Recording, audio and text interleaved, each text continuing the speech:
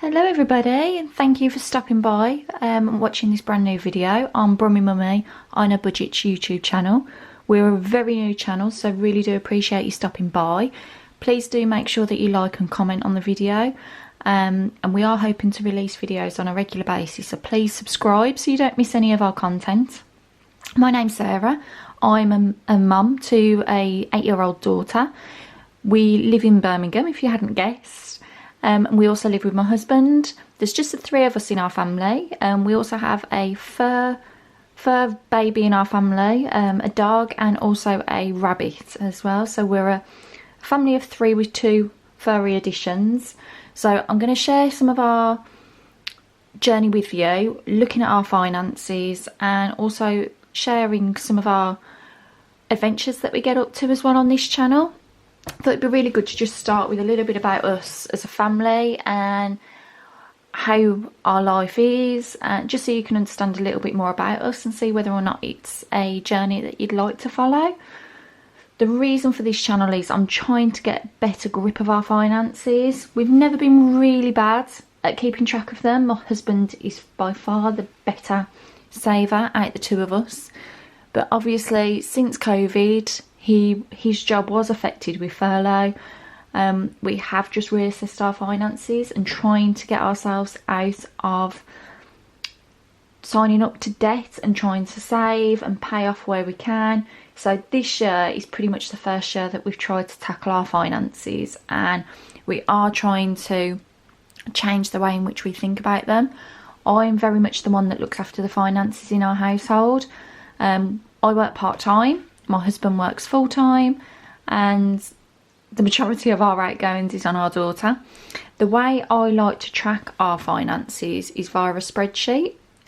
This is how I've been doing it for the past however many years since we've lived here, and I am going to zoom in the camera, so apologies if it's a bit wobbly, just so you can see our spreadsheet and keep track of the finances as I am talking. Please bear in mind that the finances you're going to see is very much based on our circumstances. Spreadsheets is what I've been using for a number of years, and it just works for us at the moment. I like how it calculates all the information for you, and that you can link sheets together. So I'm going to show you at the bottom. You'll see that in this workbook I've got a series of worksheets open within here. So you've got our monthly budget, which I'm going to quickly go through in this video. I'll do another one to go through it in more detail, just so you can understand a little bit more about our outgoings and income. I've also got our car loan. We've got 1 car on finance. We paid the 1 off not so long ago, but we were a 2-car household and 1 is still on finance. We have a very large family, so we try and keep track of all our outgoings for birthdays and Christmases on separate spreadsheets. And obviously with some holidays coming up, I've got a tracker as well to just show what we're doing, when we've got things planned, and what our finances might be. So I'm going to start with the car loan one. Now this car, when we originally took out the finance, was around £9,000. It is on a monthly payment, so it will go down each month whether we put extra to it or not. I think originally we took the finance out with the car dealer, and then obviously within a couple of months in, I shopped around and decided that the interest was far too high on finance, so we decided to take a loan out. We took the loan out with Sainsbury's. Now obviously there's different providers, it's up to you to do your research, but we took the loan out with Sainsbury's Bank. We've had a loan with them before and we've never had any issues. Really easy to make overpayments on the app, as and when we wanted to. So we took the loan out with them. As I said, it was around £9,000 when we started. A payment of £193 goes out of our account each month on the 1st, and as you can see, each month I've got a tracker taking that amount off. Obviously with interest, sometimes the amounts I've got down on here, they do vary, so I'll go in and just manually change them, but it gives me a rough idea, and by September next year, if we don't pay any extra, we'll have paid that car off. The idea is to try and pay that off quicker, but I'm tackling the credit cards first, which I'll talk about in another video. We do have 2 credit cards. One I've had for quite a while and it's just minimal amounts on there. Currently the balance is £499 on that credit card. The other credit card we took out earlier this year because we booked a last minute holiday when COVID regulations were all lifted. So we hadn't got any savings, which was naughty, but we had to go when the school holidays allowed us to. We wanted to go for longer than a week, so obviously school holidays in England, you only really get the opportunity to go longer for a week if you go in the summer holidays, at Christmas or at Easter. With our work, Easter just works best for us, so yes, we decided to bite the bullet. We've paid for the holiday on that credit card. Currently we've got quite a substantial amount left to pay off, which I'll talk about in another video, but it's all accounted for and it will all be paid off in the next few months, so not too concerned about that, but obviously there is interest being paid with that, so the quicker that can be paid off the better. The next spreadsheet along is my birthday spreadsheet, anniversaries, and also tracks Father's Day and Mother's Day. Now, as you can see, the yellow cells down the middle, I have removed the names, just obviously for personal reasons, but you'll see certain amounts are higher than others. That's because, for example, that January is my daughter's, so we put more money obviously towards my daughter's. We normally pay £10 towards brothers, sisters, £15 towards nieces and nephews. Some we just get cards for. We've both got our parents to pay for Mother's Day, Father's Day, and we've got quite a few of our siblings are now married, and obviously our parents' anniversaries, so that's all accounted for on here. I break it down month by month just so I know what our outgoings are each month, and you can see it tallies at the bottom. So for birthdays for 12 months we pay £645 on presents, £38 on cards. This is roughly, I do try and go under this amount if I can. I'll always try and get things in the sale. The only thing is with the children in the family, I do ask their parents what they would like us to get, so it's not a wasted gift. So as you can see, £683 we spend on presents for both of our families during the year, so it is a substantial amount. So it is really important to me that I try and get presents that they like and that are affordable for us as well. The next page is Christmas. As you can see again, the yellow columns are where I've taken names out, but these are all for people within our family. So we try and put £400 aside for our daughter. Now that might sound quite steep, but as she's 8, it's quite challenging to get a lot of things under a certain value now, especially top items. I normally ask her to do a list, and she puts about 10 items on what she'd like, and then we try and say, okay, what's your top 3? We try and make sure that they're covered, and we ask family to help with the list where possible, obviously if it's within their price range. So that is what we try and work towards for her. There are really varying amounts on here depending on who they are, the relationship to us. Some are just token gifts. You can see I've put down for the school teachers as well and for our hobbies. My husband's family do a tradition where they give a token gift just before their meal on Christmas Day. Normally it's just a plain present, but we get one for every member of his immediate family. So brothers, sisters, nieces, nephews and partners, and parents and nan and granddad. So that's an additional £29. The gifts total £703. I also put down Christmas Eve boxes, which obviously is a luxury and we could cut back if we wanted to, but they are budgeted for, as are stockings and any extras, for example wrapping paper, cards and bags. And I've also got the cards for the immediate family budgeted as well. Again, we can do this cheaper if we wanted to, but these are almost the absolute maximum prices I will spend. And then when we get nearer, depending on finances and budget, I will shop for deals and see what we can get. And I also like shopping in the sales for Christmas and trying to put things aside. So as we scroll down my spreadsheet, you'll see all of the totals automatically appear.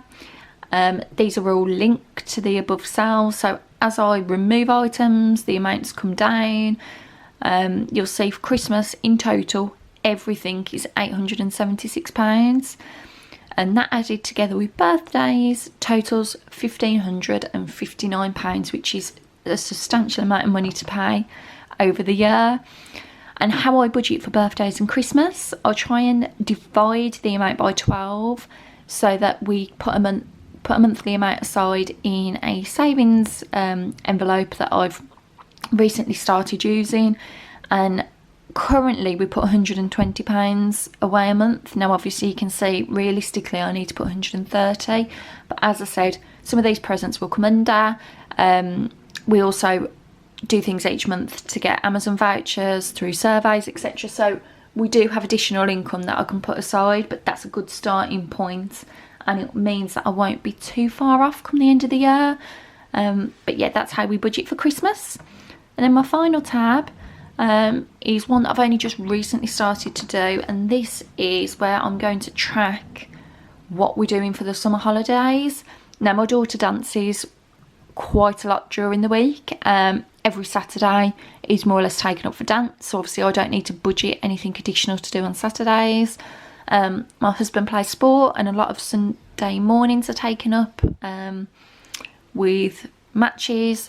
So in the summer holidays we will have a couple of weekends where we don't have anything scheduled, so I've created this tracker so I can see when I'm working, when I'm off, when we've got some free time, so we can try and evenly spread out paid activities.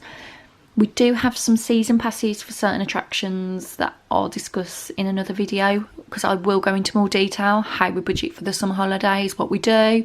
My daughter doesn't do dance for the whole of the holidays. They do shut down for a few weeks.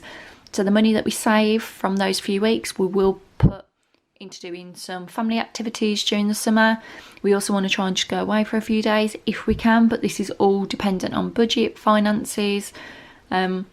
So that is what I'll be doing for the summer holidays, and it does go beyond the summer just because we've got such a busy October, and obviously then you've got the school holidays in October, so I have tried to do it so it runs past August. But the final page I want to show you today, just in this video, I don't want to go into too much detail today. I just wanted to kind of introduce myself and just show how we budget our finances. We do have a master spreadsheet which I clicked on at the beginning of the video, which shows you all of our incoming and outgoings. Again, please do ignore the figures. This is what works for us. You might be looking at some of these thinking, gosh, that's a high amount. Some of these do vary month on month. So yeah, please don't worry too much about the figures for now. It's just the principle of the spreadsheet that I want to show you and how it works. So I have all our income at the top. My wages are set, but I do have a second income. So you'll see that I have two incomes listed, income 1 and income 2. Income 1 is paid on the 15th, and that is my main source of income. Income 2 I invoice for, and I normally get paid around the 1st or a few days after. We also have child benefit that comes in, which is a set amount.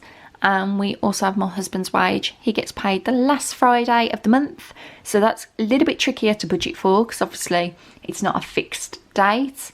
I have made it so all our hire payments come out at the beginning of the month so that I know his wages will be in the account, and his wages do fluctuate.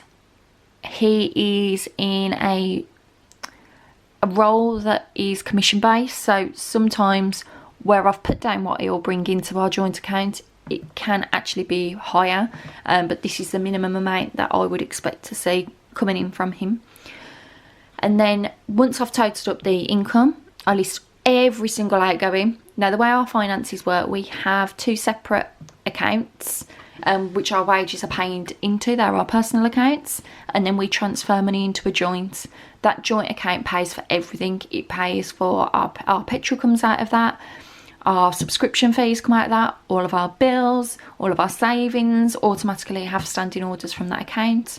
So what happens at the end of that month, what's left in that account or what isn't left in that account, and as you can see we are in our overdraft at the minute, which is another thing I need to tackle. We obviously just month on month reevaluate how we're performing, whether we need to increase our income, whether we need to look at decreasing our outgoings. But for me, our joint account and how we transfer our money works for us. It won't work for everybody, but that is how we deal with our finances. So that in a nutshell just shows you a little bit about how I manage our income and outgoings. I will go into it in more detail in our next video. I will be trying to upload videos on a weekly basis, but if you did enjoy listening to how we budget as a family of 3, I'd really appreciate if you could like, subscribe, share the video, and please do feedback. What money saving tips do you have? How do you manage your finances? What tools do you use? I've seen people use paper trackers, which is how I originally started with our finances. I just found it really difficult to keep updating them and keep changing, because a lot of our costs, as I said, are variable month on month. So I just like the fact with the spreadsheets you don't have any waste, you can update the calculations and the spreadsheet does it all for you. So it just works better for us, but I appreciate a spreadsheet doesn't work for everybody. So any tips, please do leave them in the comments below, and thank you ever so much for watching. Hopefully I'll catch you on the next video. Take care, bye.